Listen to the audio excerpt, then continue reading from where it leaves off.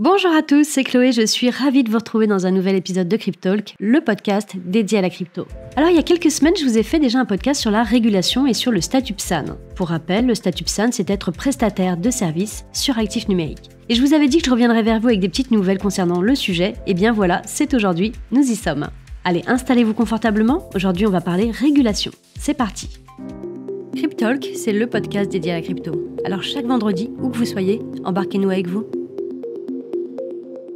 Alors après des semaines longues de débats intenses, alimentés par la chute de FTX, ça y est, c'est la confirmation. Mardi dernier, les députés de l'Assemblée nationale se sont réunis et ont voté à 109 voix contre 71 en faveur du régime dit d'enregistrement renforcé pour les sociétés crypto. Il a été stipulé notamment qu'à partir du mois de juillet, les nouveaux acteurs qui souhaitent exercer en France vont devoir faire la demande de ce régime auprès de l'AMF. Et pour rappel, l'AMF, c'est l'autorité des marchés financiers. Il a été dit que les premières attributions se feront à partir de janvier 2024. Alors concrètement, qu'est-ce que ça va changer ? Eh bien pour commencer, les acteurs vont devoir faire preuve de plus en plus de transparence sur différents points. Notamment un point qui est très important, ça va être la façon de communiquer. Il va falloir communiquer de façon beaucoup plus claire, beaucoup plus transparente et surtout de façon non trompeuse, toujours dans le but premier de protéger le consommateur. Aussi, on va demander d'avoir une politique interne de gestion des conflits d'intérêts. On va également demander de prouver la mise en place de protection face à tout ce qui est cyberattaque. Donc toutes ces choses-là vont très certainement nécessiter pas mal de frais en plus,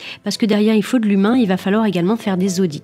Alors ce nouveau régime, comme je vous l'ai déjà dit, est dans un but premier, c'est de protéger les utilisateurs. Même si je me suis déjà exprimée sur le sujet, le problème de FTX n'était pas lié à un problème de notre écosystème, ce n'était pas lié à un problème de crypto, mais c'était clairement à des défauts de gestion de la société de la part de son dirigeant. Alors c'est un autre débat, mais je trouve qu'il est quand même toujours très important de resituer les choses. En tout cas, in fine, voici où nous en sommes sur un enregistrement renforcé. Alors sachez qu'avant le mois de juillet, les acteurs pourront demander le régime d'enregistrement obligatoire classique. Là-dessus, il n'y aura pas de changement.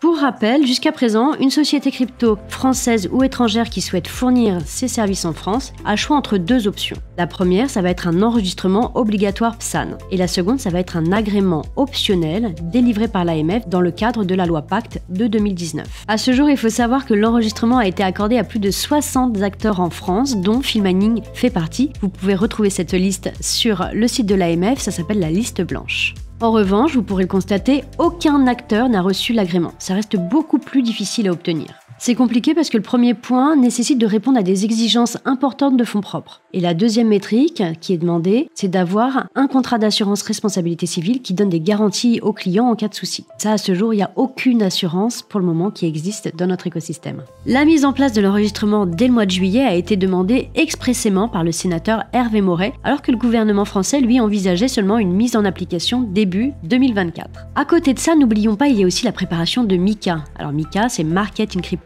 Asset. Il s'agit pour le coup de l'application de la réglementation, mais ce à échelle européenne. Je vais vous faire un petit bilan aussi pour vous donner où on est Filmmining quant à toute cette régulation. Donc comme vous le savez, nous avons été enregistrés PSAN il y a maintenant 2 ans. Nous sommes en train de passer l'agrément optionnel du coup avec la version fonds propres et nous sommes également en marche très activement vers MiCA. De cette façon, nous allons pouvoir élargir nos champs d'action. Voilà donc pour ce petit point bref sur la régulation. Je trouve qu'il était quand même assez important d'acter les choses. Je sais bien que le sujet n'est pas très sexy, mais finalement, ça fait partie aussi de l'histoire de notre écosystème. Ce sont des étapes qui sont importantes. Voilà, en tout cas, je vous remercie pour votre écoute. Je vous souhaite un très très bon week-end à tous. N'hésitez pas à liker, partager et mettre en favori si vous êtes sur une plateforme de streaming.